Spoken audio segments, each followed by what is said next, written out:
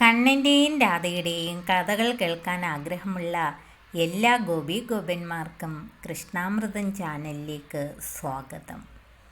ഇന്ന് പറയുന്ന കഥ ഗോപീശ്വര മഹാദേവനുമായി ബന്ധപ്പെട്ടതാണ്. അപ്പോൾ ഗോപീശ്വര മഹാദേവൻ്റെ കഥ പറയുമ്പോൾ അതിൽ രാസലീലയും നമ്മൾ പറയേണ്ടി വരുന്നു. ഭഗവാൻ കൃഷ്ണൻ്റെ വൃന്ദാവന ലീലകളിൽ ഏറ്റവും പ്രധാനപ്പെട്ട ഒരു ലീലയാണ് രാസലീല അഥവാ രാസക്രീഡ.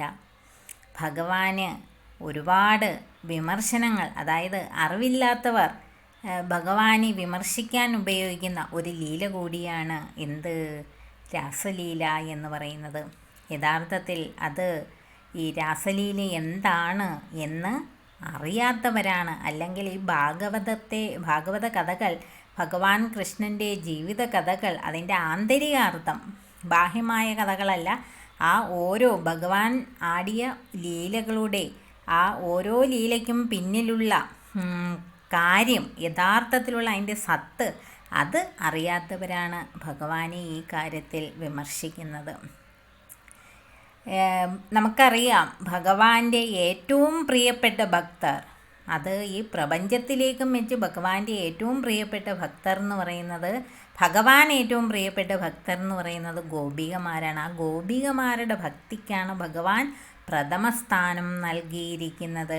അപ്പോൾ ഈ ഗോപികമാർ എന്ന് പറയുന്നത് ആരാണെന്ന്, ഈ ഗോകുലത്തിൽ വന്ന് ഭഗവാൻ കൃഷ്ണൻ ഭൂമിയിൽ അവതരിച്ച സമയത്ത് ഗോപികമാരായി ജനിച്ചിരിക്കുന്നത് സാധാരണക്കാരാരുമല്ല. അത് അങ്ങ് ഗോലോകത്തിലെ ഗോപികമാരുണ്ടതിൽ. അതുപോലെ ശ്രീരാമചന്ദ്രൻ അവതാരമെടുത്തപ്പോൾ ശ്രീരാമചന്ദ്രനെ മോഹിച്ച ഒരുപാട് സ്ത്രീകളുണ്ട്, ശ്രീരാമചന്ദ്രൻ ഭർത്താവായി വരണമെന്ന്. അപ്പോൾ ആ ജന്മം ശ്രീരാമചന്ദ്രൻ എന്താണ്, ഏകപത്നി വ്രതാണ്. അപ്പോൾ അന്ന് ഭഗവാനെ കിട്ടാനായിട്ട് മോഹിച്ച സ്ത്രീകളുണ്ട്.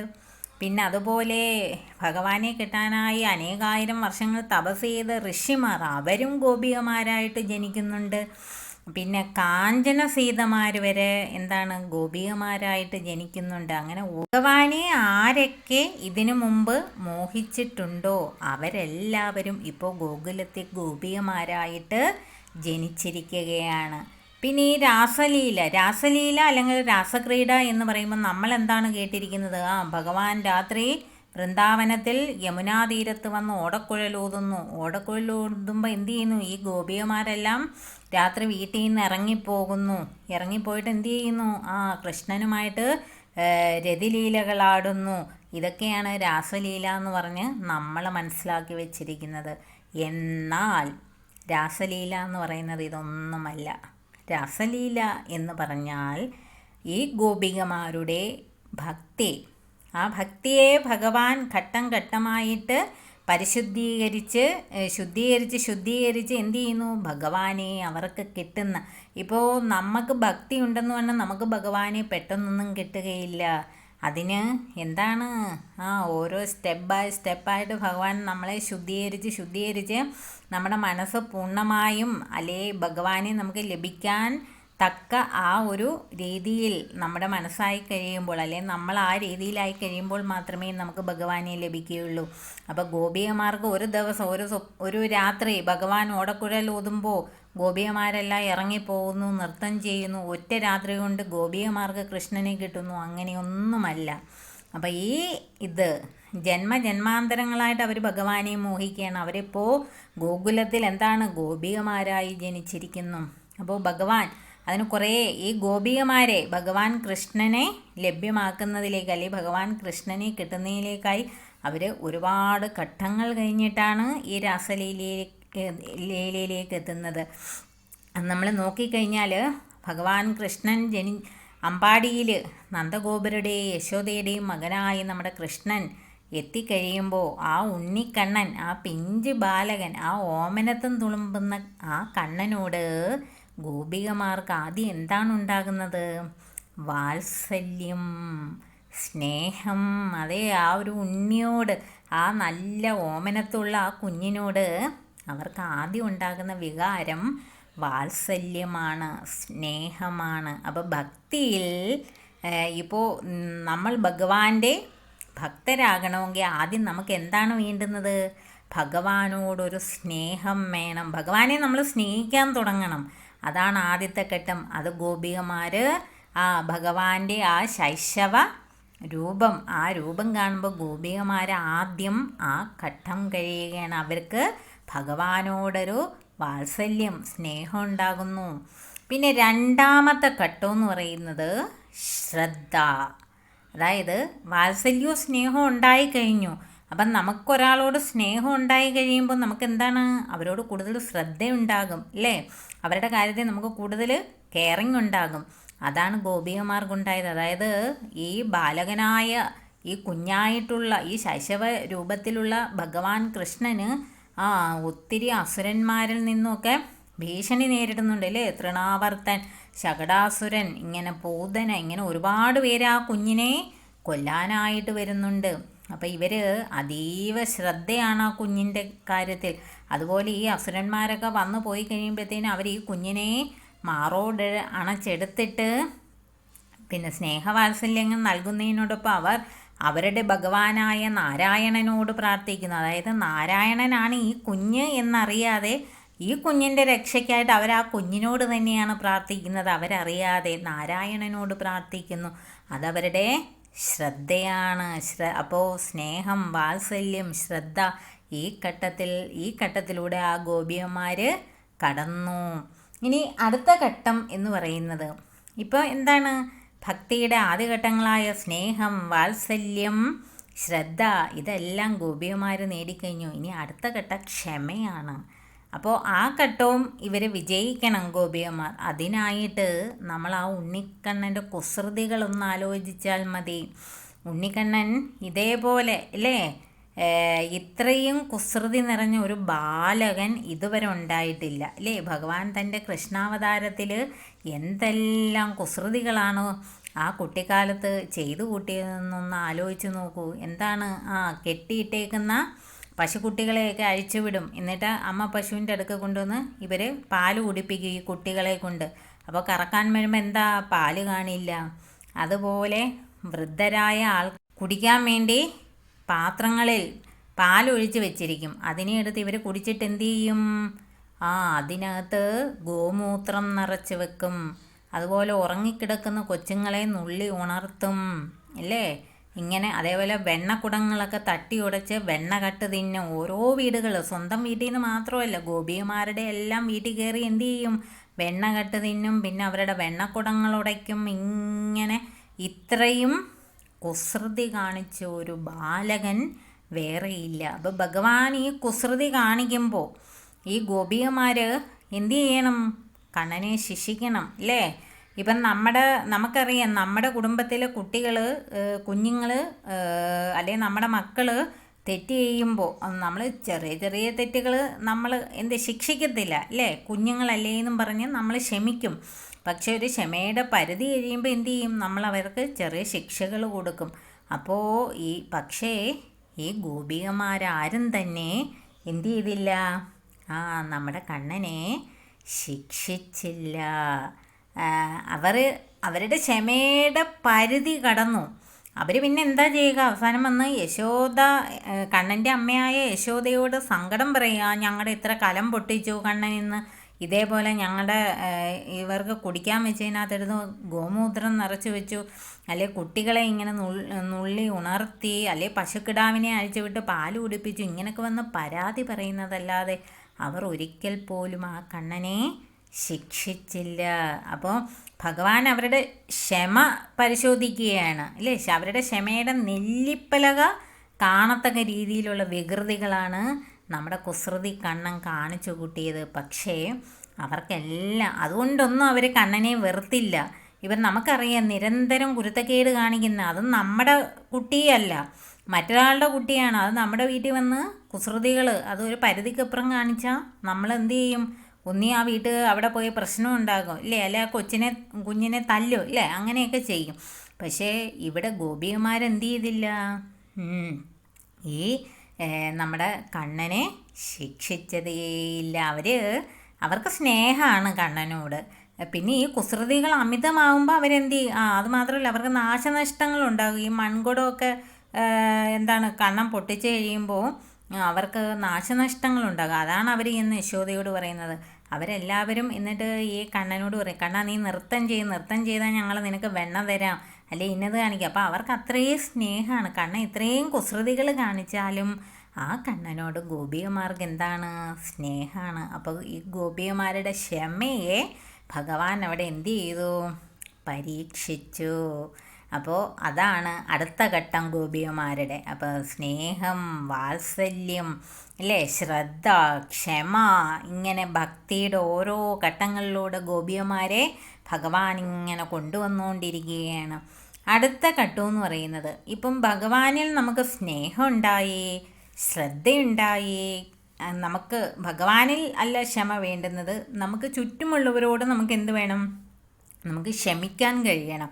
ഭഗവാന്റെ ഭക്തന് ഏറ്റവും ആവശ്യം എന്താണ്, ക്ഷമയാണ്. അപ്പോൾ ആ ക്ഷമ അതും നേടിക്കഴിഞ്ഞു. അപ്പോൾ നമ്മളോട് തെറ്റ് ചെയ്യുന്നവരോട് നമുക്ക് എന്ത് ചെയ്യണം, ക്ഷമിക്കാൻ കഴിയണം. അപ്പോൾ ആ ക്ഷമ അതും നേടിക്കഴിഞ്ഞു. ഇനി ഇത്രയും നേടിക്കഴിഞ്ഞാൽ നമുക്ക് എന്താണ്, ഭഗവാനിലൊരു വിശ്വാസം, അല്ലേ, നമ്മുടെ ഏതാപത്തിലും നമ്മളെ ഭഗവാൻ കാത്തുരക്ഷിക്കും എന്നുള്ളൊരു വിശ്വാസം. അതാണ് ഭഗവാൻ അടുത്ത ഘട്ടം ആ ഗോപികമാർക്ക് കൊടുക്കുന്നത്. അതായത് കാളിയൻ എന്ന് പറയുന്ന ഉഗ്ര സർപ്പത്തിൽ നിന്നും എന്താണ്, അവരെയെല്ലാം രക്ഷിക്കുന്നു. ആ കാളിയമർദ്ദനം നടത്തുന്നതിലൂടെ, അതുപോലെ ഗോവർദ്ധനഗിരി ഉയർത്തുന്നതിലൂടെ, അങ്ങനെ അത്ഭുത പ്രവൃത്തി, അതേപോലെ കാട്ടുതീയിൽ നിന്നും അവരെ രക്ഷിക്കുന്നതിലൂടെ, ഇങ്ങനെയുള്ള പ്രവൃത്തികളിലൂടെ ഭഗവാനിൽ അവരെ തിരിച്ചറിയുകയാണ്. ഇത് സാധാരണ ബാലകനല്ല, ഇത് സാക്ഷാൽ ഈശ്വരനാണ്. പിന്നെ അതുമാത്രമല്ല, ഇനി അവർ അങ്ങനെ തിരിച്ചറിഞ്ഞില്ലെങ്കിൽ പോലും അവർ വിശ്വസിക്കുകയാണ്, കണ്ണനുള്ളപ്പോൾ ഞങ്ങൾ ഒന്നിനെയും പേടിക്കണ്ട. അപ്പോൾ പിന്നെ തൊട്ട് ഇവരുടെ ആരാധനാമൂർത്തി എന്ന് പറയുന്ന നാരായണനെ പ്രാർത്ഥിക്കുന്നവരുണ്ട്, കാളീദേവിയെ പ്രാർത്ഥിക്കുന്നവരുണ്ട്, മഹാദേവനെ പ്രാർത്ഥിക്കുന്നവരുണ്ട്. പക്ഷേ കണ്ണൻ്റെ ഈ അത്ഭുത ലീലകൾക്ക് ശേഷം അവർക്കൊരു വിശ്വാസം വന്നു, കണ്ണനുണ്ടെങ്കിൽ നമുക്കൊന്നും പേടിക്കേണ്ട, കണ്ണൻ നമ്മളെ രക്ഷിക്കും. അപ്പം ഏതാപത്ത് വന്നാലും അവർ വിളിച്ചു, ഹരേ രാമ രാമ രാമ ഹരേ ഹരേ, ഹരേ കൃഷ്ണ കൃഷ്ണ കൃഷ്ണ ഹരേ ഹരേ, കൃഷ്ണ രക്ഷിക്കണേ എന്നാണ് അവർ പിന്നെ വിളിക്കാൻ തുടങ്ങിയത്. നാരായണ രക്ഷിക്കണേ എന്നല്ല അവർ പറഞ്ഞു. കാരണം അവർക്ക് കൃഷ്ണനിൽ വിശ്വാസം വന്നു. ഏതാപത്ത് വന്നാലും കൃഷ്ണനുണ്ടെങ്കിൽ ഞങ്ങൾക്ക് ഒരു കുഴപ്പവും വരില്ല. അപ്പോൾ കൃഷ്ണനെ അവർക്ക് അത്ര, നമുക്ക് ഭക്തിയിൽ ഏറ്റവും ആദ്യം വേണ്ടുന്ന എന്താണ്, വിശ്വാസമാണ്. എത്ര വലിയ പ്രതിസന്ധികൾ വന്നോട്ടെ, പക്ഷേ എന്ത്, വിശ്വാസം. നമ്മൾ ആ വിശ്വാസത്തിൽ അടിയുറച്ച് നിൽക്കുക. പക്ഷെ നമ്മൾ അങ്ങനെയാണോ? അല്ല.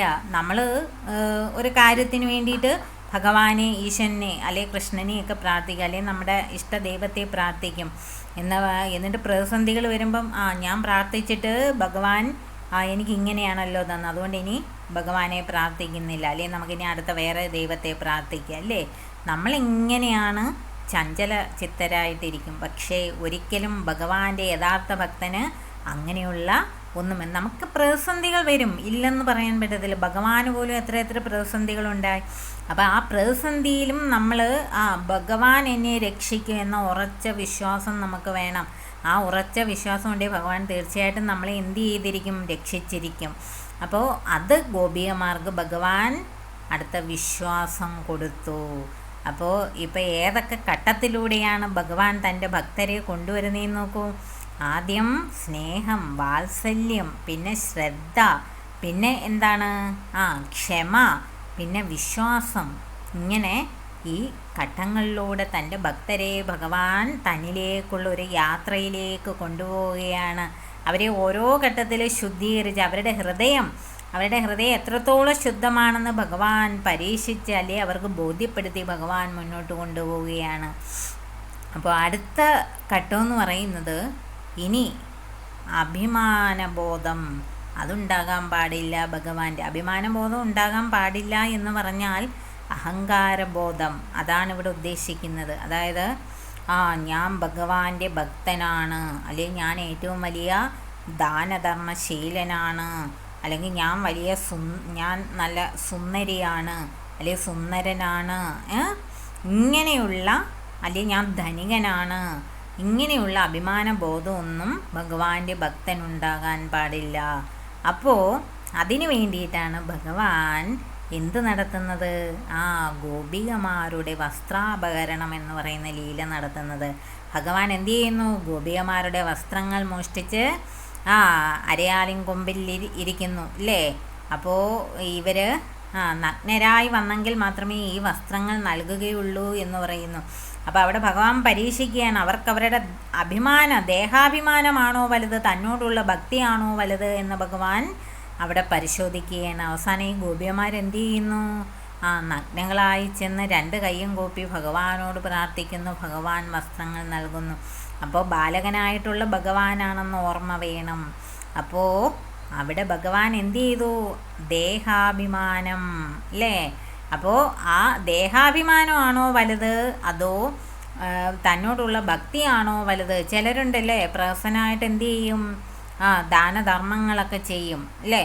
എന്നിട്ട് ഞാൻ ഏറ്റവും വലിയ ദാനധർമ്മം, എന്നിട്ട് പത്രത്തിൽ ഫോട്ടോയും ഒക്കെ ഇട്ട് ഭയങ്കര ഇത് അല്ലേ, പബ്ലിസിറ്റിയൊക്കെ എടുക്കും. അപ്പോൾ എന്നിട്ട് ഭഗവാന് അല്ലേ സ്വർണ്ണ കിരീടം കൊടുത്തു, എന്നിട്ട് അതിൻ്റെ അല്ലേ പബ്ലിസിറ്റി കൊടുക്കും.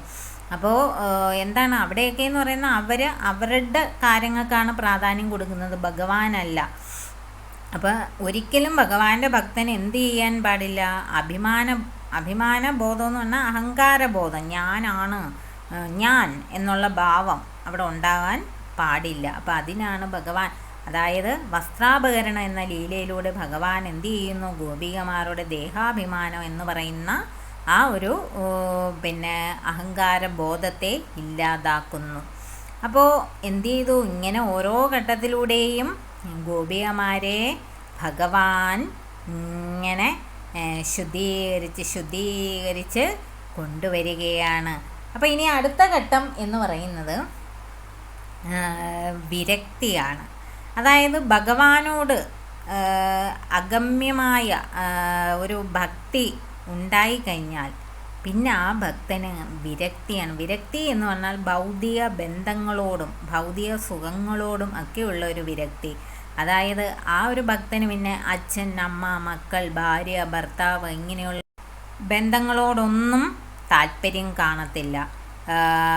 അതുപോലെ ഭൗതിക സുഖങ്ങൾ, രുചികരമായ ഭക്ഷണം, അല്ലെങ്കിൽ ചുറ്റുമുള്ള എന്താണ് പറയുക, നമ്മൾ ഇപ്പോഴത്തെ ഈ ഒരു ഭൗതിക സാഹചര്യം വെച്ച് കഴിഞ്ഞാൽ ഈ സിനിമ കാണാൻ പോവുക അല്ലേ, ഗാനമേള കേൾക്കാൻ പോവുക, അല്ലെങ്കിൽ രുചികരമായ ഭക്ഷണം കഴിക്കാൻ നമ്മൾ പോകുന്നു, അല്ലെങ്കിൽ രുചികരമായ ഭക്ഷണത്തിന് പ്രാധാന്യം കൊടുക്കുന്നു. അപ്പോൾ ഇതൊക്കെയെന്ന് പറയുന്നത് ഭൗതിക സുഖങ്ങളാണ്. അതുപോലെ ഭൗതിക ബന്ധങ്ങളുണ്ട്, അച്ഛൻ, അമ്മ, അവരുമായിട്ടൊക്കെ ഭയങ്കര ഒരു അറ്റാച്ച്മെൻ്റ് ആയിരിക്കും. അപ്പോൾ ഒരു ഭക്തൻ അവൻ്റെ ഭക്തിയുടെ അങ്ങേ അറ്റത്ത് എന്താണ് വിരക്തി എന്ന് പറയുന്ന ഒരു ഘട്ടത്തിലാണ് എത്തിച്ചേരുന്നത്. വിരക്തനായിരിക്കും.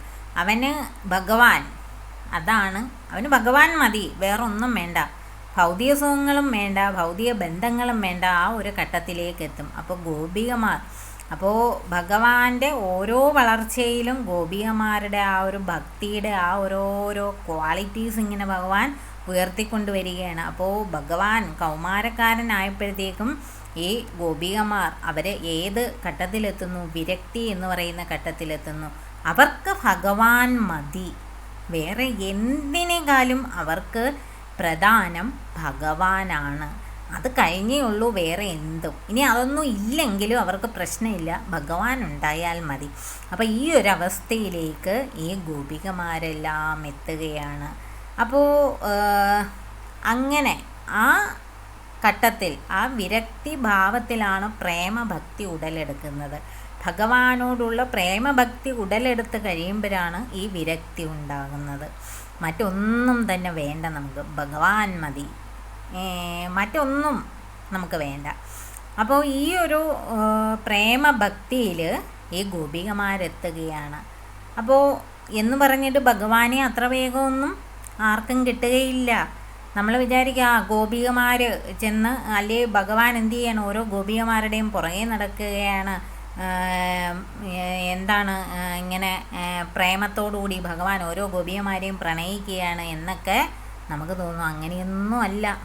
ഭഗവാൻ ഒരു ഗോപികമാരുടെയും പുറകെ പോകുന്നില്ല. പിന്നെ അവിടെ എന്താണ് സംഭവിക്കുന്നത് എന്ന് വെച്ചാൽ, ഭഗവാന് ഒരു ഗോപിക, അത് പ്രധാനപ്പെട്ടതാണ്. അത് ഭഗവാന്റെ പ്രണയിനിയായ സാക്ഷാൽ രാധാദേവിയാണ്. അപ്പോൾ രാധാദേവിയോട് മാത്രമാണ് ഭഗവാന് പ്രണയം. അപ്പോൾ ആ പ്രണയിനി, അപ്പോൾ ആ രാധാദേവിയോടുള്ള ഭഗവാന്റെ ആ പ്രണയം അത് തങ്ങൾക്കും വേണമെന്ന് ഗോപികമാരെല്ലാം ആഗ്രഹിക്കുകയാണ്. ആ കണ്ണൻ്റെ പ്രണയം ഞങ്ങൾക്കും കൂടി ഒന്ന് കിട്ടിയിരുന്നെങ്കിൽ. ഭഗവാനെ അവർ പ്രേമിക്കുകയാണ്. അപ്പോൾ ഈ രാധാറാണിക്ക് കിട്ടുന്നത് പോലെയുള്ള ആ ഒരു പ്രണയം ഞങ്ങൾക്കും കൂടി കിട്ടിയിരുന്നെങ്കിൽ എന്ന് അവർ ആഗ്രഹിക്കുകയാണ്. അപ്പോൾ അവരാഗ്രഹിച്ചിട്ട് അവർ രാധാറാണിയോട് ചെന്ന് ചോദിക്കും, രാധാറാണി ഞങ്ങൾക്ക് എങ്ങനെയാണ് കൃഷ്ണനെ കിട്ടുക, ആ കൃഷ്ണൻ്റെ പ്രണയം ഞങ്ങൾക്കും കൂടി കിട്ടാൻ ഞങ്ങൾ എന്ത് ചെയ്യണം എന്ന് രാധാറാണിയോട് ചോദിക്കുകയാണ്. അപ്പം നമ്മുടെ രാധാറാണി പറഞ്ഞു കൊടുക്കും, നിങ്ങൾ എന്ത് ചെയ്യുക, കാർത്തിക മാസത്തിൽ വ്രതം അനുഷ്ഠിക്കുക. അപ്പോൾ ഭഗവാൻ കൃഷ്ണനെ കിട്ടണമെങ്കിൽ ഏറ്റവും ഉചിതം എന്താണ്, കാർത്തിക മാസത്തെ കാർത്യായനി വ്രതം അനുഷ്ഠിക്കുക എന്ന് പറയും. അങ്ങനെ ഇവർ എന്തു ചെയ്യും, കാർത്യായനി വ്രതം അനുഷ്ഠിക്കും. ഒരു മാസം ഇവർ കാർത്യായനി വ്രതം അനുഷ്ഠിക്കുകയാണ്. എന്ത്, ഭഗവാനെ ഭർത്താവായി ലഭിക്കാനാണ് ഇവരെല്ലാവരും. അതിൽ ഭർത്താവുള്ളവരുണ്ട്, വൃദ്ധകളുണ്ട്, ബാലികമാരുണ്ട്. അവർക്കെല്ലാവർക്കും ഭഗവാനെ വേണം, ഭഗവാന്റെ ആ ഒരു പ്രണയം വേണം. അപ്പോൾ അതിന് വേണ്ടിയിട്ട് അവരെന്ത് ചെയ്യുകയാണ്, കാർത്യായനി വ്രതം അനുഷ്ഠിക്കുകയാണ്. അപ്പോൾ ആ കാർത്യായനി വ്രതം അനുഷ്ഠിച്ച് കഴിയുമ്പോൾ അതിൻ്റെ അവസാനം ഭഗവാൻ അവർക്ക് വരം നൽകുന്നുണ്ട്. ഞാൻ ഉചിതമായ സമയം വരുമ്പോൾ നിങ്ങൾക്ക് നിങ്ങളുടെ ഈ ആഗ്രഹം ഞാൻ സാധിച്ചു തരാം എന്ന് ഭഗവാൻ അവർക്ക് വരം കൊടുക്കുകയാണ്. അങ്ങനെ ചുമ്മാതെയൊന്നും ഭഗവാനെ കിട്ടില്ല. വ്രതമെടുത്താണ്, കാർത്യായനി വ്രതം അനുഷ്ഠിക്കുകയാണ് ഈ ഗോപികമാർ. അപ്പം അങ്ങനെയാണ് ഈ ഭഗവാനെ ഇവർക്ക് കിട്ടുന്നത്. അപ്പോൾ അങ്ങനെ ഭഗവാൻ പറഞ്ഞല്ലോ, ഉചിതമായ സമയത്ത് ഞാൻ നിങ്ങളുടെ ആഗ്രഹമൊക്കെ സാധിച്ചു തരാമെന്ന്. അങ്ങനെ ഒരു ശരത്കാല പൗർണമി. അപ്പോൾ ഭഗവാൻ എന്ത് ചെയ്യുകയാണ്, തൻ്റെ ആ മധുരമായ പുല്ലാങ്കുഴൽ അതങ്ങോട്ട് വായിക്കുകയാണ്. അപ്പോൾ ആ രാത്രി സമയമാണ്, നല്ല നിലാവൊക്കെയുള്ള രാത്രി. അപ്പോൾ ഭഗവാന്റെ ഈ ഒരു ഓടക്കുഴൽ നാദം കേൾക്കുമ്പോൾ ഗോപികമാരെല്ലാവരും അവരെന്താണോ അപ്പോൾ ചെയ്തത് ആ പണി നിർത്തിയിട്ട് അവർ ആ ഓടക്കുഴൽ നാദത്തിൽ അവരങ്ങ് മയങ്ങുകയാണ്. എന്നിട്ട് അവരെന്ത് ചെയ്യുകയാണ്, അപ്പോൾ ചിലർ കുട്ടികളെ ഉറക്കിക്കൊണ്ടിരിക്കുകയായിരുന്നു, ചിലർ ഭർത്താക്കന്മാരെ പരിചരിച്ചുകൊണ്ടിരിക്കുകയായിരുന്നു. അപ്പോൾ ഇവരെല്ലാം എന്ത് ചെയ്യാണ്, ചിലർ അടുപ്പത്ത് പാല് കാച്ചാൻ വെച്ചിട്ടുണ്ട്. അപ്പോൾ അവരെന്ത് ജോലിയാണോ ചെയ്തത് ആ ജോലി അങ്ങോട്ട് നിർത്തിയിട്ട് ഇവരങ്ങോട്ട് ഓടുകയാണ്. എങ്ങോട്ട്, വൃന്ദാവനത്തിലേക്ക്, ആ യമുനയുടെ തീരത്തേക്ക്, ആ ഓടക്കുഴൽനാദം കേട്ട സ്ഥലത്തേക്ക് അവർ ഓടുകയാണ്. അപ്പോൾ അത് ഭാഗവതത്തിൽ മനോഹരമായിട്ടാണ് വർണ്ണിച്ചിരിക്കുന്നത്. അതായത് ഇങ്ങനെ ഓടുന്നതിനിടയിൽ ചിലർ മേൽവസ്ത്രം ധരിക്കാൻ മറന്നുപോകും, ചിലരെന്ത് ചെയ്യും, അരഞ്ഞാണം എടുത്ത് മാലയായിട്ടിടും, മാലയെടുത്ത് അരഞ്ഞാണമായിട്ടിടും, കമ്മലെടുത്ത് മൂക്കുത്തിയായിട്ടിടും, പിന്നെ ഇങ്ങനെ കുങ്കുമം നെഞ്ചിൽ ചാർത്തും, ഇങ്ങനെ നെറ്റിയിലിടേണ്ട കുങ്കുമം നെഞ്ചിൽ ചാർത്തും, ഇങ്ങനെ എന്ന് വെച്ചാൽ അവർക്ക് ഇതൊന്നും പറഞ്ഞല്ലോ, ദേഹാഭിമാനം പറയുന്ന സംഗതിയേ ഇല്ല. അവർക്ക് ഭഗവാനെ കിട്ടുക, ഭഗവാന്റെ അടുക്കലെത്തുക, ഭഗവാന്റെ പ്രണയം നേടുക, അതിനപ്പുറം അവർക്കൊന്നുമില്ല. അപ്പോൾ അവർ ഈ വസ്ത്രധാരണത്തിലോ അണിഞ്ഞൊരുങ്ങുന്നതിനോ ഒന്നും അവർ ശ്രദ്ധിക്കുന്നില്ല. അപ്പോൾ ഈ ഉണ്ണിക്കണ്ണൻ ജനിച്ച് അമ്പാടിയിൽ കൃഷ്ണൻ ജനിച്ച് ആ കൃഷ്ണനെ കാണാനായിട്ട് പോകുമ്പോൾ ഗോപികമാരെല്ലാം അണിഞ്ഞൊരുങ്ങിയാണ് പോകുന്നത്. ആ ഗോപികമാർ ഇപ്പോൾ കൃഷ്ണനെ കാണാൻ പോകുമ്പോൾ അവരണിഞ്ഞൊരുങ്ങുന്നതിലൊന്നും ശ്രദ്ധയില്ല അവർക്ക്. ഇപ്പോൾ നമ്മൾ ചിന്തിക്കുക, അവിടാണ് നമ്മൾ ആദ്യത്തെ തെറ്റിദ്ധാരണ മാറ്റേണ്ടത്. ഈ ഗോപികമാർ യഥാർത്ഥത്തിൽ ഒരു കാമുകനെ കാണാനാണ് പോകുന്നതെങ്കിൽ അവരേറ്റവും ആദ്യം ശ്രദ്ധിക്കുക അണിഞ്ഞൊരുങ്ങാനായിരിക്കും, അല്ലേ? നമ്മൾ ശ്രദ്ധിച്ചറിയാം, കാമുകിമാരെപ്പോഴും ഇപ്പോൾ ഒരു കാമുകൻ്റെ അടുക്കെ അല്ലേ പോവുകയാണെങ്കിൽ ഏറ്റവും ആദ്യം എന്താണ്, മനോഹരമായിട്ട് അണിഞ്ഞൊരുങ്ങി നല്ല ഇതായിട്ടായിരിക്കും, നല്ല സുന്ദരിയായിട്ടായിരിക്കും പോകുന്നത്. പക്ഷേ ഇവിടെ ഗോപികമാർ ഇതൊന്നും ശ്രദ്ധിക്കുന്നില്ല. അവരുടെ സൗന്ദര്യമോ അവരെന്ത് ധരിച്ചെന്നോ അവരെന്ത് ജോലി ചെയ്യുകയാണെന്നോ ഒന്നും അവർ ചിന്തിക്കുന്നില്ല. അപ്പോൾ ഭർത്താക്കന്മാരവരെ തടയുകയാണ്, പോകുന്നതിൽ നിന്നും തടയുകയാണ്. ആ കൈയെല്ലാം തട്ടി മാറ്റി ഇവർ ഓടുകയാണ്. ഇവർക്കതൊന്നും വിഷയമല്ല. ഭർത്താവ്, കുട്ടി, അച്ഛൻ അമ്മ ഇതൊന്നും വിഷയമല്ല, ഭഗവാൻ, അതിനപ്പുറം അവർക്കൊന്നും വേണ്ട. അങ്ങനെ അവർ എല്ലാവരും ഓടി ആ യമുനാ നദിയുടെ തീരത്ത് ആ വൃന്ദാവനത്തിലെത്തുകയാണ്. അപ്പോൾ ശരത്കാലമാണ്, പക്ഷേ ആ വൃന്ദാവനമാകെ പൂത്തുലഞ്ഞു നിൽക്കുകയാണ്. കാരണം എന്താണ്? ഭഗവാന്റെ മായാശക്തി കൊണ്ടാണ് അങ്ങനെ ഉണ്ടായത്. അപ്പോൾ ഈ രാസലീലയ്ക്ക് ഭഗവാൻ യോഗമായാദേവിയുടെ എന്താണ് സഹായവും കൂടി തേടുന്നുണ്ട്. യോഗമായാദേവിയുടെ സഹായത്തോടു കൂടിയാണ് ഭഗവാൻ ഈ രാസലീല നടത്തുന്നത്. അപ്പോൾ ആ യോഗമായാദേവിയാണ് അവിടെ മൊത്തവും മുല്ലപ്പൂക്കൾ കൊണ്ടും, അതായത് നിറയെ ഒരു വസന്തകാലത്ത് എങ്ങനെയാണോ പൂത്തുലഞ്ഞ് ചെടികൾ നിൽക്കുന്നത് അതുപോലെ വൃന്ദാവനമാകുകയാണ്. യമുനയിലെ നല്ല തെളിനീര്, നല്ല ശരത്കാല ചന്ദ്രൻ്റെ നിലാവ്. അപ്പോൾ ഇങ്ങനെ എന്തുകൊണ്ടും മനോഹരമായ ഒരു അന്തരീക്ഷം. അതിൻ്റെ കൂട്ടത്തിൽ നമ്മുടെ കണ്ണൻ്റെ വേണുനാഥവും. അങ്ങനെ ഈ ഗോപികമാരെല്ലാം ഓടി അവിടെ എത്തുകയാണ്. ഇപ്പം നമ്മൾ ബ്രഹ്മവൈവർത്തന പുരാണമൊക്കെ വായിച്ചു കഴിയുമ്പോൾ അതിൽ പറയുന്നത് 10,000 ഗോപികമാരാണ് ഈ രാസലീലയ്ക്കായിട്ട് അവിടെ എത്തിയതെന്നാണ്. അതിൽ ബാലികമാരുണ്ട്, വൃദ്ധരായിട്ടുള്ള സ്ത്രീകളുണ്ട്, ഭർത്തൃമതികളായിട്ടുള്ള സ്ത്രീകളുണ്ട്, കന്യകമാരുണ്ട്. എല്ലാ ഗോപികമാരും അവിടെ എത്തുന്നു എന്നാണ് പറയുന്നത്. 10,000 ഗോപികമാർ. അപ്പോൾ ഈ ഗോപികമാരെല്ലാം എത്തി. അങ്ങനെ കൃഷ്ണനും രാധയും വന്നെത്തി. അപ്പോൾ അവരെന്ത് ചെയ്യുകയാണ്? രാസലീല ആരംഭിക്കുകയാണ്. അപ്പോൾ രാസലീല ആരംഭിക്കുമ്പോൾ എങ്ങനെയാണെന്ന് വെച്ചാൽ, ഓരോ ഗോപികയുടെ കൂടെ ഓരോ കൃഷ്ണൻ. അവർക്ക് ഇപ്പോൾ ഒരു ഗോപികയുടെ കൂടെ എൻ്റെ കൂടെ ഒരു കൃഷ്ണൻ ഉണ്ടെങ്കിൽ എനിക്ക് മറ്റ് കൃഷ്ണന്മാരെ കാണാൻ പറ്റത്തില്ല. അപ്പോൾ എൻ്റെ ചിന്ത എന്താണ്? എനിക്കിപ്പം മാത്രമാണ് കൃഷ്ണൻ നൃത്തം ചെയ്യുന്നതെന്ന്. അങ്ങനെ എത്ര 10,000 ഗോപികമാരുണ്ടെങ്കിൽ 10,000 കൃഷ്ണന്മാർ. എന്നാൽ യഥാർത്ഥ കൃഷ്ണൻ, ആ പരബ്രഹ്മ സ്വരൂപനായിട്ടുള്ള കൃഷ്ണൻ നടുക്ക് അങ്ങനെ നിൽക്കുകയാണ്. അപ്പോൾ ബാക്കി ഇത്രയും എന്താണ്?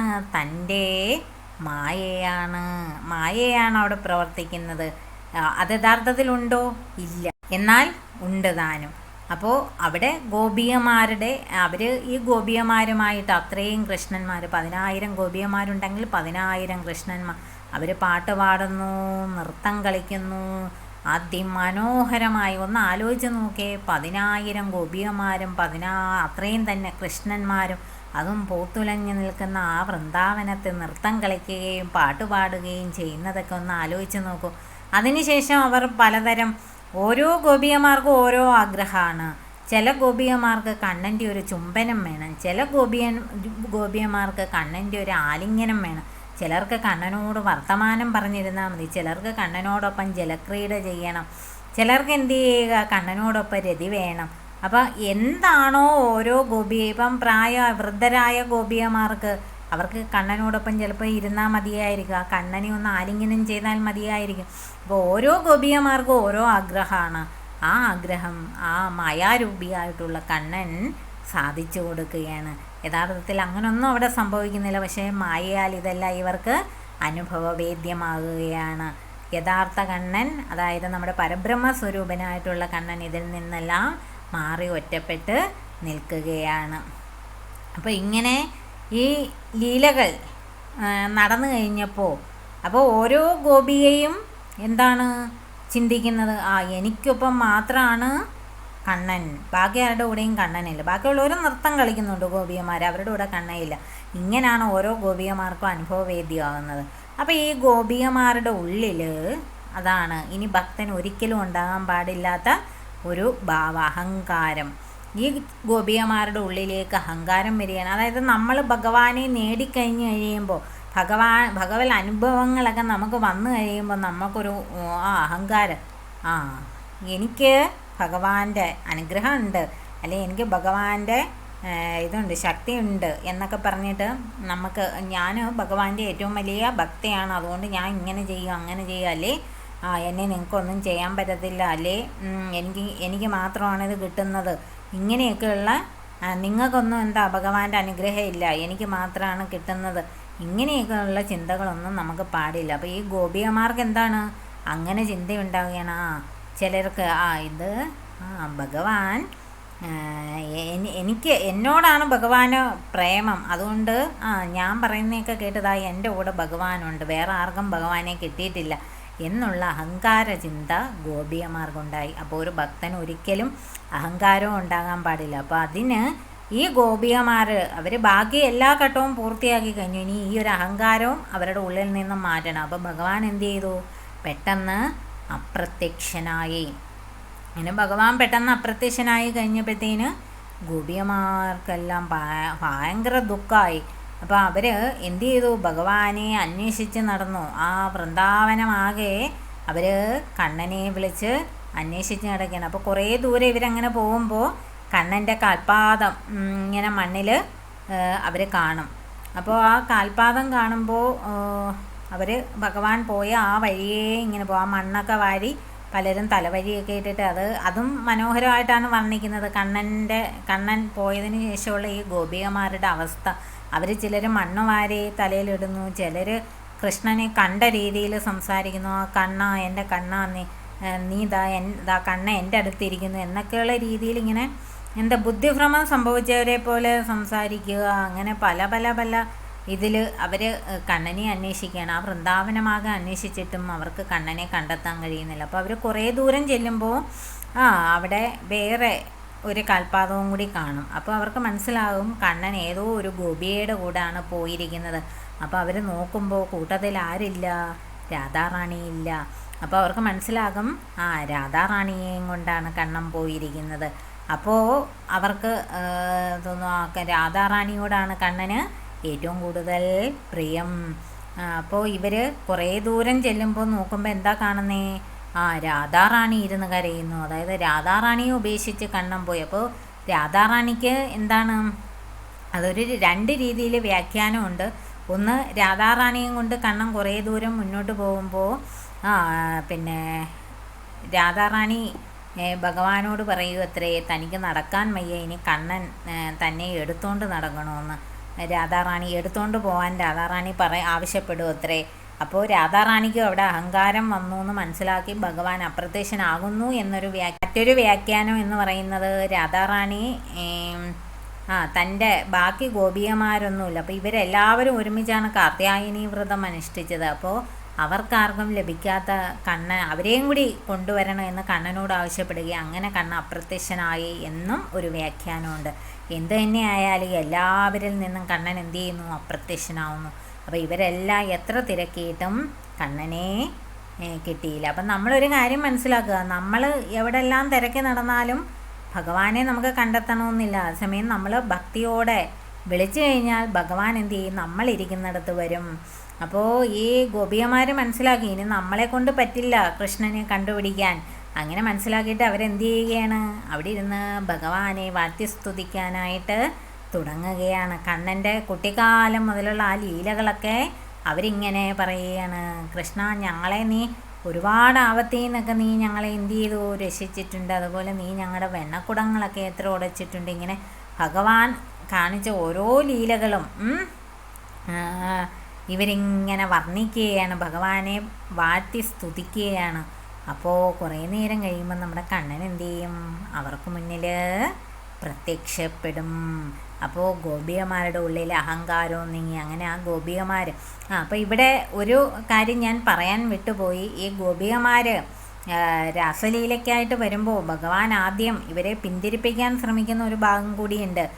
ഭഗവാൻ ഇവരെ ഒന്നും കൂടി പരീക്ഷിക്കുകയാണ്. ഇത് പെട്ടെന്നുണ്ടായ ഒരു തോന്നലിൽ ഇവർ എത്തിയതാണോ അതോ ഇവർക്ക് സ്ഥായിയായ ഭക്തിയാണോ ഉള്ളതെന്നറിയാൻ ഇവർ പൂർണ്ണമായും സംസാരബന്ധനം, അതായത് ഭൗതിക ബന്ധങ്ങളൊന്നും വേണ്ട എന്ന് ഇവരുടെ ഉള്ളിൽ ഇവർ പൂർണ്ണമായും ആ ഒരു സ്ഥായി ഭാവത്തിൽ എത്തിയിട്ടുണ്ടോ എന്നറിയാൻ ഭഗവാൻ അവർക്കൊരു ഉപദേശമൊക്കെ കൊടുക്കും. അതായത് നിങ്ങളിൽ ഭർത്തൃമതികളായിട്ടുള്ള സ്ത്രീകളുണ്ട്, അതേപോലെ അച്ഛനും അമ്മയും ഉള്ളവരുണ്ട്, കുട്ടികളുള്ളവരുണ്ട്. അപ്പം നിങ്ങൾ തിരിച്ചു പോവുക, നിങ്ങളുടെ വീടുകളിലേക്കൊക്കെ തിരിച്ചു പോകണം. നിങ്ങൾ എന്ത് ചെയ്യുക? ആ ധർമ്മം നിങ്ങളെ നിഷിദ്ധമായിരിക്കുന്ന ആ ധർമ്മം അനുഷ്ഠിക്കുക. ഇത് മോശമാണ് എന്നൊക്കെ ഇങ്ങനെ ഭഗവാൻ അവരെ ഉപദേശിക്കും. അപ്പോൾ അവർ പറയും, കൃഷ്ണ, നീ ജഗത്പതിയാണ്, ഈ ജഗത്തിൻ്റെ തന്നെ ഭർത്താവാണ് നീ. അപ്പം നീ ഞങ്ങളുടെയും ഭർത്താവാണ്. അപ്പം നീ അതുകൊണ്ട് ഞങ്ങളെ തിരിച്ച് പറഞ്ഞു വിടാനൊന്നും നോക്കണ്ട. ഇനി നീ ഉള്ളപ്പോൾ ഞങ്ങൾക്ക് എന്തിനാണ് വേറെ ഭർത്താവ് എന്നാണ് ഈ ഗോപികന്മാർ ചോദിക്കുന്നത്. അവർ പോകുന്നെങ്കിൽ അത് പൊയ്ക്കോട്ടെ, ഞങ്ങൾക്ക് പ്രശ്നമില്ല, പക്ഷെ ഞങ്ങൾക്ക് നിന്നെ മതി, നീയാണ് ഞങ്ങളുടെ ഭർത്താവ് എന്ന് ഭഗവാനോട് പറയുകയാണ്. നിന്നെ ഞങ്ങൾക്ക് മതി, ഇനി അവർ ഞങ്ങളെ ഉപേക്ഷിച്ചാലും കുഴപ്പമില്ല, നിന്നെ ഞങ്ങൾക്ക് മതി ഭഗവാനെ എന്ന് പറയുകയാണ്. അപ്പോൾ ഭഗവാന് മനസ്സിലാകും ഇവർക്ക് സ്ഥായിയായ ഭക്തിയായി കഴിഞ്ഞു അല്ലേ. മറ്റ് ബന്ധങ്ങളൊന്നും അവർക്കൊരു വിഷയമല്ല. ഇപ്പം നമ്മളെ സംബന്ധിച്ച് ഇപ്പം നമ്മുടെ അടുക്ക് ഇപ്പം ഭർത്താവും മക്കളും ഒക്കെ ഉള്ള നിങ്ങളുടെ അടുക്ക വന്നിട്ട് പറയുകയാണ് ഭഗവാനെ വേണോ അല്ലേ, ഈ ഭർത്താവിനെയും മക്കളെയൊക്കെ ഉപേക്ഷിച്ച് നിങ്ങൾ ഭഗവാന്റെ അടുക്കലേക്ക് ചെല്ലാൻ പറഞ്ഞാൽ എത്ര പേര് പോകും? എനിക്ക് തോന്നുന്നൊരു 10%, ഒരു 100 പേരെ എടുത്ത ഒരു 10 പേര് പോകുമായിരിക്കും. 90 പേരും ഭർത്താവിൻ്റെയും കുട്ടികളുടെയും കൂടെ നിൽക്കുകയുള്ളൂ അല്ലേ. അതിന് ഉദാഹരണം തന്നെയുണ്ട്. പൂന്താനം നമ്പൂതിരി, ഭക്തനായ പൂന്താനം നമ്പൂതിരി, അദ്ദേഹത്തിൻ്റെ ഭക്തിയെക്കുറിച്ച് അദ്ദേഹത്തിൻ്റെ ഭാര്യയ്ക്കറിയാം അല്ലേ, എല്ലാവർക്കും അറിയാം. അവസാനം പൂന്താനം നമ്പൂതിരി അദ്ദേഹത്തിൻ്റെ അന്ത്യനിമിഷങ്ങളിൽ ഞാൻ വൈകുണ്ഠത്തിലേക്ക് പോവുകയാണ് എന്ന് പത്നിയോട് പറയുന്നത്. എന്നിട്ട് ഭഗവാന്റെ അനുമതി വാങ്ങിച്ചിട്ടുണ്ട് തൻ്റെ കൂടെ വരുന്നവരെയും കൊണ്ടുപോകണമെന്ന്. അപ്പോൾ പത്നിയോട് ചോദിക്കുമ്പോൾ പത്നി ഇത് ഭ്രാന്തായിട്ടാണ് കരുതുന്നത്. പൂന്താനം എന്താണ് ബുദ്ധിഭ്രമം വന്നവരെ പോലെ സംസാരിക്കുകയാണ്. പത്നി എന്ത് ചെയ്യുന്നു, കൂടെ പോകുന്നില്ല പൂന്താനത്തിൻ്റെ. പക്ഷേ അവിടെ നിന്നൊരു ദാസി പൂന്താനത്തിൻ്റെ കൂടെ പോകുന്നുണ്ട്. അപ്പോൾ ഇതാണ്. അപ്പോൾ അങ്ങനെ ഒരവസ്ഥയിൽ ഇപ്പം ഞാൻ ഇതിനെക്കുറിച്ചാണ് എൻ്റെ കൂട്ടുകാരായിട്ടുള്ള 2-3 പേരോട് ചോദിച്ചു, നിങ്ങൾ ഭർത്താവിനെയും കുട്ടികളെയൊക്കെ വിട്ട് ഈശ്വരൻ്റെ അടുക്ക പോകാൻ തയ്യാറാവുമെന്ന് ചോദിച്ചാൽ ഇല്ല, നമ്മൾ അങ്ങനെ പോവില്ല എന്നാണ് പറഞ്ഞത്. അപ്പം നമുക്കെല്ലാവർക്കും ആ ഭൗതിക ബന്ധത്തിനാണ് പ്രാധാന്യം. അപ്പോൾ ആ ഭൗതിക ബന്ധങ്ങൾ, നമുക്ക് ബന്ധങ്ങൾ വേണ്ടെന്നല്ല പറയുന്നത്, ബന്ധങ്ങളൊക്കെ വേണം. പക്ഷെ ഒരുപാട് നമ്മൾ അവരുമായിട്ട് ഇപ്പം നമ്മൾ മരിച്ചു കഴിഞ്ഞാൽ നമുക്ക് ഇപ്പോൾ ഉള്ള നമ്മുടെ ഹസ്ബൻഡോ കുട്ടികളോ ഒക്കെയാണ്, നമ്മുടെ ആത്മാവ് അവിടെ സ്വതന്ത്രമായി. ഈ ശരീരത്തിനാണ് ഈ ഭൗതിക ബന്ധങ്ങളുള്ളത് അല്ലേ. ഇപ്പം തന്നെ നമ്മൾ മരിച്ചു കഴിഞ്ഞാൽ അതോടുകൂടി ആ ശരീരമായിട്ടുള്ള ബന്ധം തീർന്നു, ആത്മാവ് വേറെ പോയി കഴിഞ്ഞു. അവിടെ പിന്നെ നമുക്കെന്താണ് ബന്ധം? ഒരു ബന്ധവും ഇല്ല. ഈ മരിച്ച ശരീരത്തെ ആരെങ്കിലും സ്നേഹിക്കുമോ? ഇല്ല. അപ്പോൾ ആ ഒരു ജീവാത്മാവ് ശരീരത്തിലുള്ളവർ നമ്മളെ സ്നേഹിക്കുകയുള്ളൂ. അപ്പോൾ ഈ ഭൗതിക ബന്ധങ്ങൾ എന്നൊക്കെ പറയുന്നത് സ്ഥിരം അല്ല, മായയാണ് അതെല്ലാം. അപ്പോൾ ഇതൊക്കെ മനസ്സിലാക്കി നമ്മൾ ഭഗവാൻ മാത്രമാണ് സ്ഥിരമായിട്ടുള്ളത്. അപ്പോൾ ബാക്കി എല്ലാത്തിലും വിരക്തി ഉണ്ടായി ഭഗവാൻ, അതൊന്നും ഇപ്പോഴത്തെ കാലഘട്ടത്തിൽ ആർക്കും പറ്റുമെന്ന് തോന്നുന്നില്ല. അതൊന്നും ആരും ഉൾക്കൊള്ളാനും തയ്യാറാവത്തില്ല. കാരണം ഇതിനെയൊക്കെ എല്ലാവരും വിമർശന ബുദ്ധിയോടുകൂടിയേ ഇന്നത്തെ കാലഘട്ടത്തിൽ കാണത്തുള്ളൂ. അപ്പം നമ്മൾ എന്ത് ചെയ്യുക? ഭഗവത് നാമം ജപിക്കുക.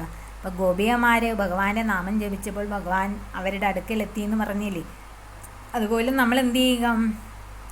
പ്രേമഭക്തിയോടുകൂടി നമ്മൾ ഭൗതിക ജീവിതം നയിച്ചുകൊണ്ട് തന്നെ ഭഗവാനെ എന്ത് ചെയ്യുക? പ്രാർത്ഥിക്കുക, ഭഗവാന്റെ നാമങ്ങൾ ജപിക്കുക, ഭഗവാന്റെ കഥകൾ പറയുക. അപ്പോൾ ഭഗവാൻ നമ്മളുടെ അടുക്കൽ എത്തിക്കോളും. അപ്പോൾ ഇതാണ് രാസലീല എന്ന് പറയുന്നത്. അപ്പോൾ ഈ ഗോപീശ്വര മഹാദേവൻ എന്ന് പറയുന്നത് നമ്മുടെ മഹാദേവൻ, സാക്ഷാൽ പരമശിവൻ. അപ്പോൾ ഈ രാസലീല ഇങ്ങനെ നടന്ന കാര്യം ഭഗവാൻ അറിഞ്ഞു. പിന്നീടും പല രാത്രികളിലും ഈ രാസലീല നടക്കുന്നുണ്ട്.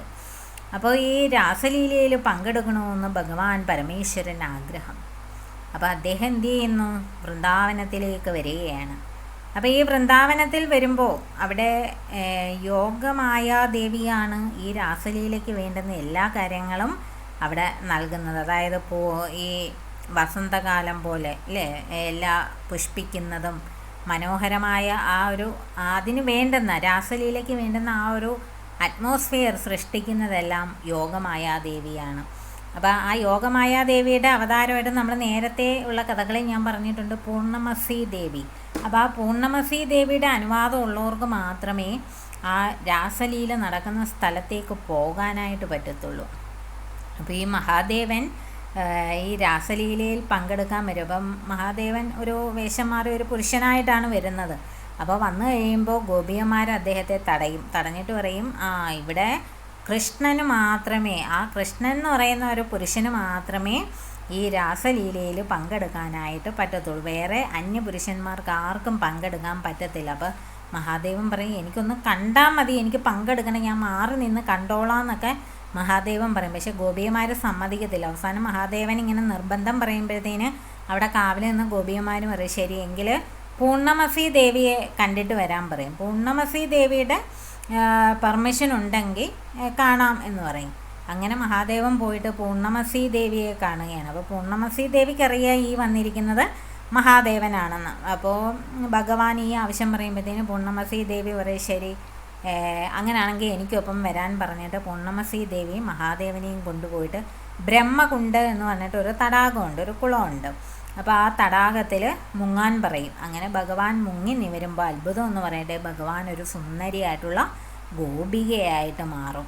അങ്ങനെ ആ ഗോപിക രൂപത്തിലുള്ള ഭഗവാൻ എന്തു ചെയ്യും, ഈ പൂർണ്ണമസി ദേവി അവിടെ ഒരു സ്ഥലം കാണിച്ചു കൊടുക്കുക, അവിടെ പോയി ഇരുന്നോളാൻ പറയും. അങ്ങനെ ഈ ഗോപിക വന്നിട്ട് അവിടെ പോയി ഇരിക്കുകയാണ്. ഈ രാസലീല നടക്കുന്ന ആ ഒരു സ്ഥലത്ത് വന്നിരിക്കുകയാണ്. അപ്പോൾ ഈ രാസലീല നടക്കാനുള്ള സമയമാകുമ്പോഴത്തേന് 10,000 ഗോപികമാരാണ് വരുന്നത്. അപ്പോൾ ആ ഗോപികമാരിങ്ങനെ വരികയാണ്. അങ്ങനെ ഗോപികമാർ വന്നു. ഇനി അടുത്ത കൃഷ്ണൻ വന്നു, രാധ വന്നു. അങ്ങനെ അവർ രാസലീല, അതായത് പാട്ടും നൃത്തവും ഒക്കെ അവർ ഇങ്ങനെ ആരംഭിക്കുകയാണ്. അപ്പോൾ പാട്ടും നൃത്തവും ഒക്കെ തുടങ്ങിക്കഴിഞ്ഞപ്പോൾ ഗോപികമാർക്ക് എന്നുള്ളൊരു എന്താ പറയുക, ഒരു സാറ്റിസ്ഫാക്ഷൻ, ഒരു തൃപ്തി, ആനന്ദം കിട്ടുന്നില്ല. അപ്പോൾ അവരിങ്ങനെ എല്ലാ ഗോപികമാർക്കും ഒരേപോലെ ഫീൽ ചെയ്യുകയാണത്. അവർക്ക് എന്താണ് ഒരു ആനന്ദം കിട്ടുന്നില്ല. അപ്പോൾ അങ്ങനെ ആനന്ദം കിട്ടാതെ വരുമ്പോൾ ഇവരിത് ഇങ്ങനെ ഇത് എന്തുകൊണ്ടാണ്? അപ്പോൾ സാധാരണ കൃഷ്ണനും അവരുടെ പരിചിതരായിട്ടുള്ള ആൾക്കാർ, ഇപ്പം നമ്മൾ തന്നെ നമുക്ക് പരിചയമുള്ള ആൾക്കാർക്കിടയിൽ നൃത്തം ചെയ്യുന്നു, നമ്മൾ വളരെ ഫ്രീ ആയിട്ട് നൃത്തം ചെയ്യും. പക്ഷേ പുറത്തു നിന്നുള്ള ഒരാൾക്കാരുടെ മുമ്പിൽ നൃത്തം ചെയ്യുമ്പോഴത്തേനും നമുക്ക് എന്താണ് ആദ്യം എന്തോ ഒരു അസ്വസ്ഥത അല്ലേ, ഒരു ഫ്രീഡം നമുക്ക് ഫീൽ ചെയ്യത്തില്ല. അപ്പം എന്ന് പറയുന്നത് പോലെയാണ് ഇവിടെ ഈ ഗോപികമാർക്ക് ഇത് അവർക്ക് എല്ലാവർക്കും ഒരുപോലെ ഫീൽ ചെയ്തു എന്നുള്ളതാണ് ഇതിൻ്റെ ഒരു അത്ഭുതം എന്ന് പറയുന്നത്. അപ്പോൾ ഇവർ ഈ നൃത്തമെല്ലാം നിർത്തും. എന്നിട്ട് അവർ തീരുമാനിക്കും ഇത് പുറത്തുനിന്ന് ആരോ ഇവിടെ വന്നിട്ടുണ്ട്, അല്ലെങ്കിൽ ഇതുവരെ ഇങ്ങനെ സംഭവിച്ചിട്ടില്ല. അപ്പോൾ ഇത് കാണാൻ പാടില്ലാത്ത ആരോ ഇവിടെ വന്നിട്ടുണ്ട്. അപ്പോൾ അതാരാന്ന് കണ്ടുപിടിക്കണമെന്ന് പറഞ്ഞിട്ട് ഇവർ ഓരോരുത്തരും ഇങ്ങനെ പരിശോധന നടത്തുമ്പോൾ ഈ രാസലീല നടക്കുന്ന ആ ഒരു യമുന ഒരു സ്ഥലത്തൊരു ഗോപിയെ ഇങ്ങനെ ഇരിപ്പുണ്ട് മാറി. അപ്പോൾ അവർ ഈ ഗോപിയെ അവർ ഇതിനു മുമ്പ് കണ്ടിട്ടുമില്ല, ആ ഗോകുലത്തിലൊന്നും അവർ കണ്ടിട്ടുമില്ല. ബാക്കിയുള്ളവർക്ക് കണ്ട് പരിചയമുണ്ടല്ലോ. അപ്പോൾ ഇവർ എന്നിട്ട് ചോദിക്കുക എവിടെ നിന്നാണ് വരുന്നത്, ഏത് വീട്ടിലെയാണ്, ഭർത്താവിൻ്റെ പേരെന്താണ്, അല്ലെങ്കിൽ ഭർത്താവിൻ്റെ അച്ഛൻ്റെ പേരെന്താണെന്നൊക്കെ ഇവർ ചോദിക്കുമ്പോൾ പാവം മഹാദേവൻ കുടുങ്ങിപ്പോയില്ലേ, അദ്ദേഹത്തിന് ഇതിനൊന്നും മറുപടിയില്ല. അപ്പോഴത്തേന് ഈ ഗോപികമാർക്ക് ദേഷ്യം വന്നിട്ട് അവർ ഭഗവാന്റെ കവിളിലൊക്കെ ഇങ്ങനെ ചെറുതായിട്ട് അടിക്കാനായിട്ട് തുടങ്ങും. ഇങ്ങനെ ക്വസ്റ്റ്യൻ ചെയ്യുമ്പോൾ അറിയാമല്ലോ നമുക്ക്, ഈ നോർത്ത് ഇന്ത്യൻസ് ഇങ്ങനല്ലേ. അപ്പോൾ ഇങ്ങനെ ഭഗവാന്റെ കവിളിലൊക്കെ തട്ടി ചോദ്യം ചെയ്യാൻ തുടങ്ങും. അപ്പോഴത്തേന് ഭഗവാൻ അങ്ങ് സങ്കടം വന്നിട്ട് കരയാനും തുടങ്ങും. കാരണം മറുപടി ഒന്നും പറയാനും ഇല്ല, അകപ്പെട്ടും പോയി. ഇനി എന്താണ് എന്ന് അപ്പോഴത്തേന് പൂർണ്ണമസി ദേവി അവിടെ വരും. പൂർണ്ണമസി ദേവി അവിടെ വന്നിട്ട് ഗോപികമാരോട് പറയും ഇത് നിങ്ങൾ വിചാരിക്കുന്ന ആളല്ല, ഇത് സാക്ഷാൽ മഹാദേവനാണ്, അദ്ദേഹം രാസലീല കാണാനായിട്ട് ഈ രാസലീലയിൽ പങ്കെടുക്കാനായിട്ട് വന്നതാണെന്ന് പറയും. അപ്പോഴേക്കും അവിടെ ഭഗവാൻ കൃഷ്ണനും എത്തും. അപ്പോൾ കൃഷ്ണൻ ഗോപികമാരോട് എല്ലാവരോടുമായിട്ട് പറയും ഇദ്ദേഹം ഇന്ന് മുതൽ അതായത് നമ്മുടെ രാസലീലയെ അത്രയധികം കാണണമെന്ന് ആഗ്രഹിച്ച് അത് ഇഷ്ടപ്പെട്ട് സ്നേഹിച്ച് നമ്മളെ കാണാൻ വേണ്ടി ഇവിടെ വന്നതാണ്.